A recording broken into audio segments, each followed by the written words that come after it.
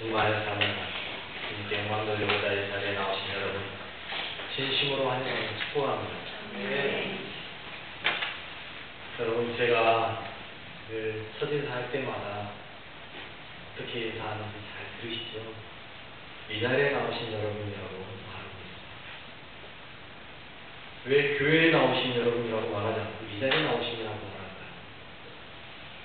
일반적으로 여러분들 나오시면서 어떤 생각을 하셨어요? 교회 가야지 하고 오셨을 거 아니에요. 그런데 저는 항상 여러분에게 교회 나오신 여러분 환영합니다. 아니에요. 이 자리에 나오신 여러분 환영합니다. 왜 그런지 아십니까? 교회는 이 건물이 아니기 때문에. 여러분이 교회이고 여러분이 모인 이 자리가 교회가 되는 것이지 이 건물 자체가 교회가 아니라는 겁니다. 우리가 교회에 대해서 가끔 잘못 생각할 때가 있어요. 여러분, 건물이 교회가 아니라 여러분 자신이 교회라는 사실을 믿으시기 바랍니다. 네. 여러분이 모여서 드려지는 이 예배 자체가 교회예요. 그런데 우리는 마치 건물에 와야만 교회 온 것처럼 이 건물 안에만 거룩하고 건물 밖으로 나가면 뭐 아무렇게나 살아도 되는 것처럼, 여러분, 그건 심각한 잘못이죠. 여러분 자신이 교회이기 때문에요, 여러분이 있는 그 자리가 항상 거룩한 자리, 여러분이 계시는 그 자리가 항상 하나님과 함께하는 자리라는 사실을 인정하며 사시는 여러분 되시기 바랍니다. 네.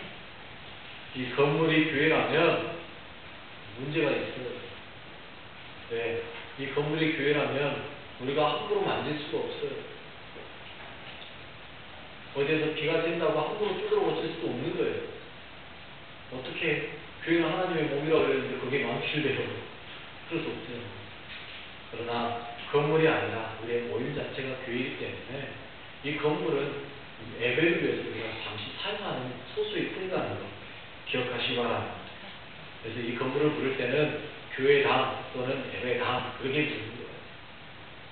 옛날에는 예배당 간다 소리 많이 했는데 요즘은 그 말 듣기가 참 어려워요. 저는 참 그 말이 좋더라고요. 예배당. 여러분, 우리가 교회라는 사실을 다시 한번 기억하면서요, 그렇다면 교회의 사명은 뭘까? 교회가 해야 할 일은 무엇일까요? 여러분, 우리가 예수를 믿으면서 예수 안에서 사는 교회로서 교회의 사명을 제대로 알고 살아야 되지 않겠습니까? 우리가 어떤 삶을 살아야 되는지 모르고 산다면 의미 없는 삶이죠.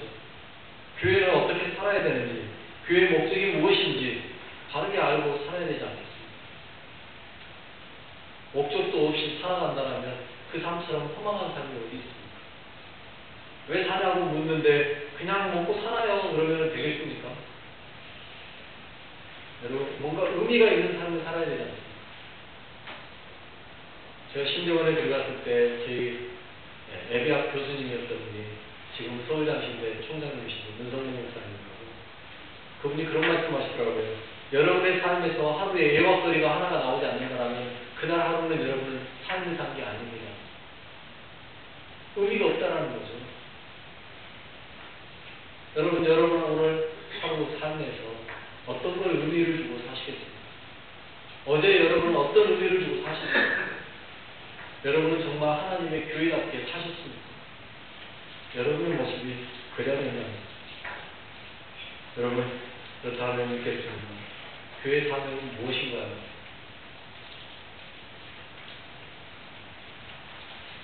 얼마 전 지난달에 허신대 사회복지학과 교수인 박일영 교수가 발표한 논문은 저에게 큰 충격을 줬습니다. 교회 사명이 무엇인지에 대해서 죄송합니다만 이런 표현까지 써도 되는지 모릅니다. 그 논문을 보고서 분노를 느낀 만큼 교회 사명을 이렇게 잘못되게 가르쳐놨구나 라는 생각을 했습니다. 그대로 내용에 나온 본문에 그대로 읽어드릴게요. 국민일보에 나온 내용 그대로 읽어드릴게요. 11월 3일 호남신학대학교 박일영 교수의 교회 사회복지사의 역할 인식에 관한 연구 논문에 따르면 광주 전남 지역을 중심으로 기독교인 397명을 설문조사한 결과 응답자의 92.7%가 구제와 봉사가 교회의 본질적 사명이라고 답했다.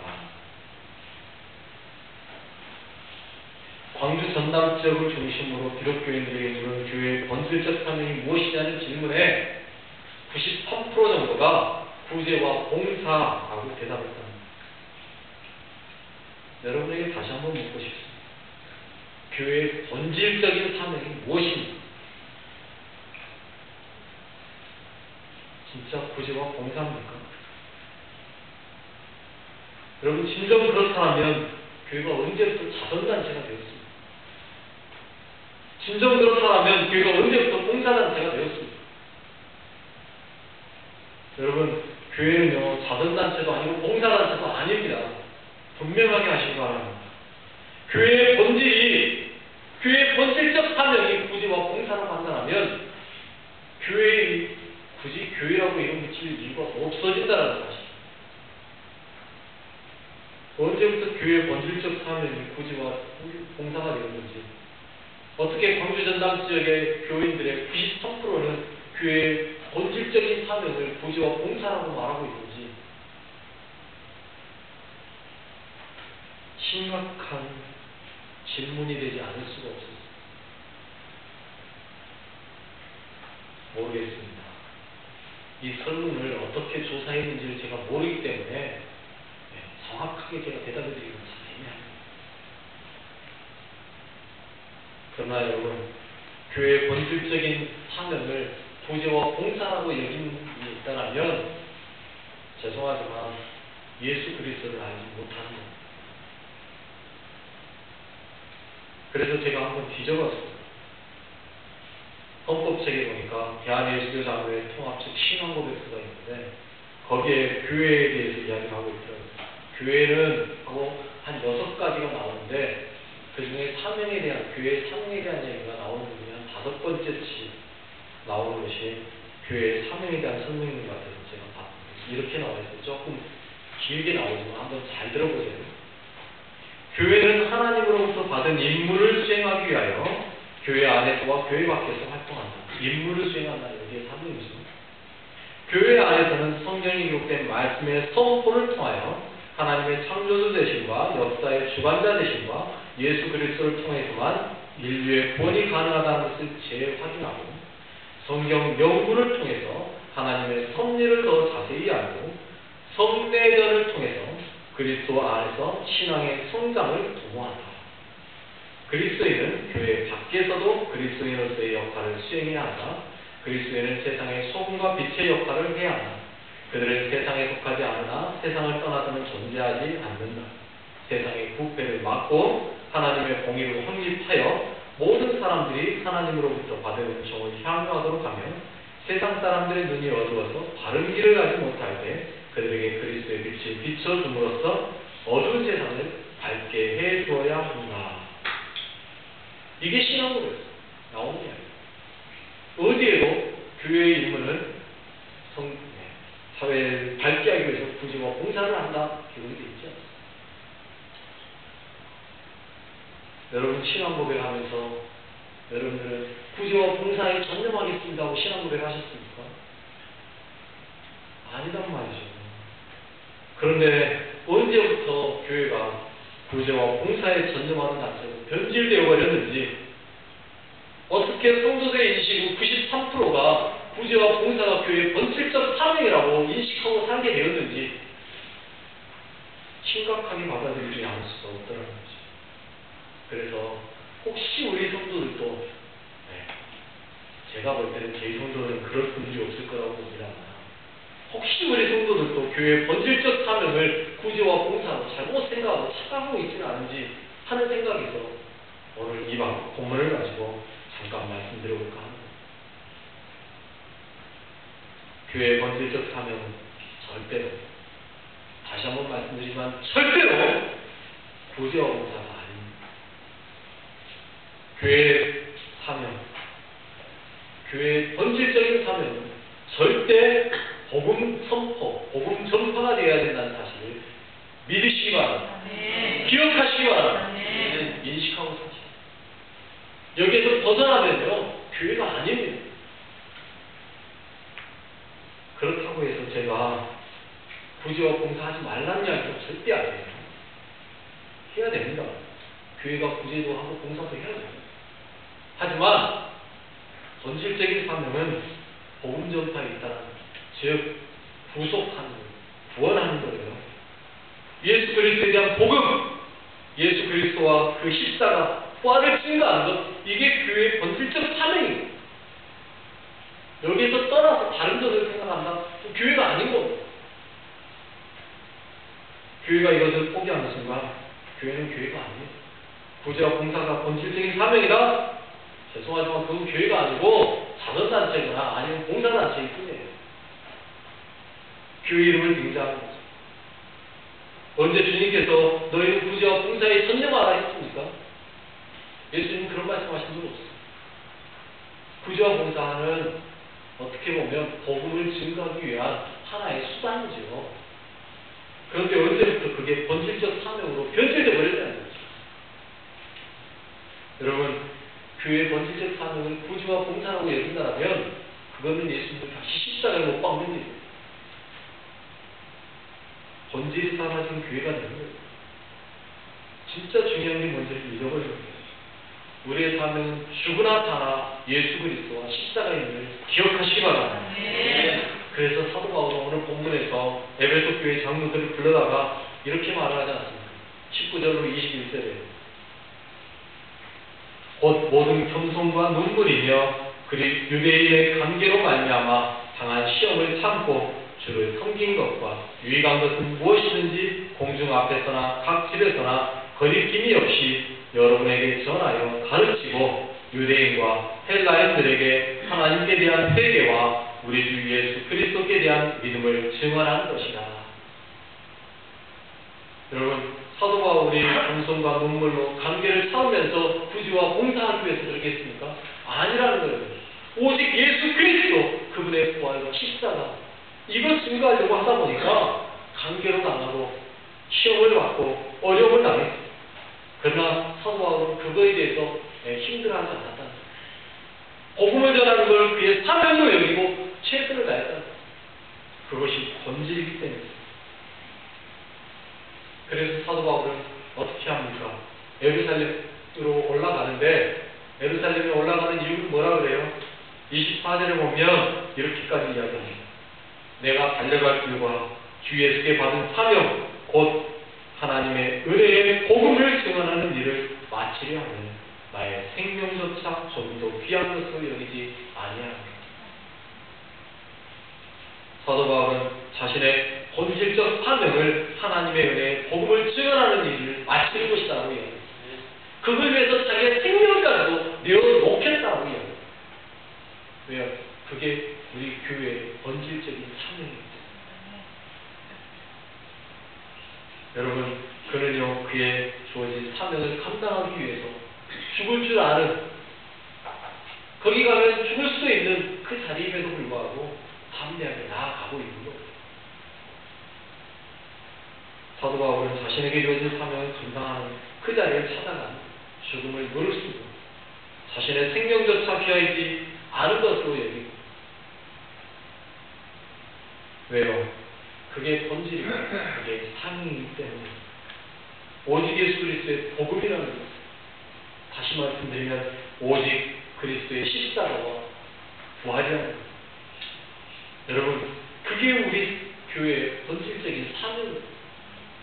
그런데 우리는 그걸 잊어버리면 안 되는 거죠. 그래서 사도 바울은 죽음을 각오하고 그걸 위해서 달려가겠다는 거예요. 그러면서 에베소 교회 장로들을 불러다가 뭐 하는 거예요? 나를 위해 기도해달라는 거죠. 내가 이런 길로 내가 가려고 하는데 너희를 위해서 기도 좀 해. 두 번째로 그들을 부른 이유는 또 한 가지 있어요. 왜? 본문에 보니까 어떻게 그들에게 전한 복음의 본질, 교회의 본질을 흔들리지 않고 간직하게 하기 위해서 그들을 불러다가 전하고 있는 거예요. 왜요? 교회의 본질을 흔들 자가 온다는 거죠. 조금 있으면 교회를 흔들어버릴, 교회의 본질이 예수 그리스도의 십자가와 죽음인데, 그리고 부활인데 그걸 흔들어버릴 사람들이 에베소 교회로 올 거라는 거예요. 그러니까 너희들 내가 전한 것 잘 기억하고 그것만 붙잡고 살아가는 거예요. 29절과 30절에 이렇게 내가 떠난 후에 사나운 이리가 여러분들에게 들어와서 그 양떼를 아끼지 아니하며 또한 여러분 중에서도 제자들을 끌어 자기를 따르게 하려고 어그러진 말을 하는 사람들이 일어나기를 예방합니다. 이리가 올 거라는 겁니다. 교회의 본질을 흐리게 만드는 자들이 온다는 거예요. 또 너희들 안에서도 그런 사람이 있을 수 있다는 거예요. 자기를 따르게 하는 건 예수 그리스도를 따르게 하는 자가 아니라 자기를 따르게 하는 사람이 있을 수 있다는 거예요. 지금으로 말하면 사이비 이단이 일어날 수 있다는 거예요. 본질을 흐리게 만드는 자들이 올 수 있다는 거예요. 그래서 사도 바울은 그들을 불러다가 그들에게 말씀하고 있는 거예요. 사도 바울은 에베소 교회 장로를 불러다가 교회의 본질을 분명하게 하라고 전하고 있는 거예요. 교회 사명을 분명하게 알고 그 사명을 위해서 최선을 다하라는 거죠. 여러분, 교회의 사명이 무엇인지 제대로 알고 최선을 다하시는 여러분 되시기 바랍니다. 그래서 사도 바울은 에베소에서 3년간 전한 복음을 잊지 말라는 거예요. 31절에 그러므로 여러분이 읽게요. 내가 3년 동안이나 밤낮 쉬지 않고 눈물로 각 사람을 훈계하는 것을 기억하라. 여러분, 우리의 삶에서 가장 중요한 것은요, 본질을 잃지 않는 겁니다. 내가 무엇 때문에 사는가를 바로 알고 가는 거예요. 내게 주어진 목적, 내게 주어진 그 사명이 무엇인지를 바로 알고 살아가는 거예요. 우리가 왜 예수 그리스도를 믿어야 한다고 말합니다. 예수 그리스도를 믿지 않고서는 내 삶 자체가 의미가 없기 때문입니다. 여러분의 삶의 의미가 예수 그리스도 안에 있음을 여러분들 기억하시기 바랍니다. 그래서 그걸 전하고 사는 거예요. 예수 그리스도 없이는 살 수 없다는 것을 전하며 사는 거예요. 보여주며 사는 거예요. 이게 사명이에요. 이게 복음입니다. 이 복음에 대해서 분명하게 알고 잡고 가야 돼요. 그리고 이 복음을 위한 수단으로서 이 복음을 잘 전하기 위해서 구제도 하는 거고 봉사도 하는 거예요. 교회의 본질이 구제와 봉사가 아니에요. 교회의 분명한 본질은요, 예수 그리스도 한 분뿐임을 여러분들 기억하시기 바랍니다. 그런데 언제부턴가 이게 점점 퇴색돼 가는 거예요. 이게 엉뚱한 방향으로 나아가기 시작하는 거예요. 다시 말씀드리지만 여러분, 교회가 사회를 섬기고요, 구제하고 봉사하고 필요합니다. 저도요, 그걸 중요하게 여기는 사람입니다. 그래서 할 수 있으면 돕자고 주장하고요. 이번 필리핀 때문에도 여러분들 선교 예배 때 좀 더 신경 써서 좀 해달라고 부탁도 했었고요. 여러분, 그런데 교회가 그거에 전념해버린다? 아니라는 겁니다. 제가 아는 목사님 한 분이 그런 말씀 하시더라고요. 교회를 위해서 사회복지 해보려고 복지를 교회로 끌어들여서 가지고 왔습니다. 그 목사님의 의도는 이 사회복지를 하면 복음이 전해질 수 있는 통로가 될 것이다 라고 생각했어요. 그리고 재정적으로도 교회가 조금 도움이 되지 않겠냐라는 생각을 하고 사회복지를 끌어와서 교회에서 복지를 하기 시작을 했어요. 그런데 막상 그 사회복지 프로그램을 가져와서 교회에서 하기 시작하면서부터 1년도 안 돼서 오히려 그 복지했던 것이 복음을 전하는 통로가 아니라 복음을 가로막고 있는 가로막이 되어가고 있다는 현실을 발견했다는 거예요. 이제는 그거 안 하고 싶은데 안 할 수 없게 되어버렸다는 거예요. 왜? 정부에서 이미 허가를 받아가지고 되는 거여서 이거를 없앨 수가 없다는 거예요. 그래서 할 수도 없고 안 할 수도 없는 상황에서 어쩔 수 없이 해가고 있는데 걱정된다는 거예요. 왜? 자기가 복지사인지 목사인지 이제 구분이 안 될 정도로 사회복지 쪽에 오히려 더 정신 팔려 있는 자신을 본다는 거예요. 복음을 전할 시간이 없대요. 말씀 연구할 시간이 없대요. 교회가 교회인지 아니면 복지센터인지 구분이 안 되게 되어버렸다는 거예요. 그러면서 사회복지 하려면 잘 생각하고 하라고. 잘 생각하고 교회에서 시도하라고. 여러분, 구제와 봉사 중요합니다.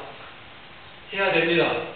하지만 그것이 주가 되어버리면 그때부터 교회는 교회가 아니고 복음 전파, 복음을 전하는 수단으로 이용할 것이지 그게 주가 되어서는 안 된다는 겁니다. 복음을 막는다면 차라리 하지 않는 게 좋죠. 교회의 본질은 복음이지 구제와 봉사가 아니기 때문에 그렇습니다. 교회 사명은 오직 구속하는 겁니다. 구원하는 거라는 거죠. 그래서 저는요, 교회 사명을 감당하기 위해서 구속이라는 이 단어가 우리 교회의 본질이라고 생각해요. 그래서 이 구속이라는 단어를, 영어 단어가 리딤이라는 단어인데 이 단어를 가지고 제가 교회에서 해야 될 5가지 잡아봤어요. 이렇게 잡았습니다. 첫 번째, 영어로 리바이벌, 부흥이라고 해석하기도 하지만 회복이라고도 해석하는 단어예요. 즉, 교회는 회복이 있어야 됩니다. 신령의 회복이 있어야 되고요, 육체의 회복이 있어야 되고, 가정의 회복이 있어지고, 마을의 회복이 있어지는 것, 이게 바로 교회의 리바이벌입니다. 두 번째는 디아코니아, 봉사라는 것. 교회는 봉사도 필요합니다.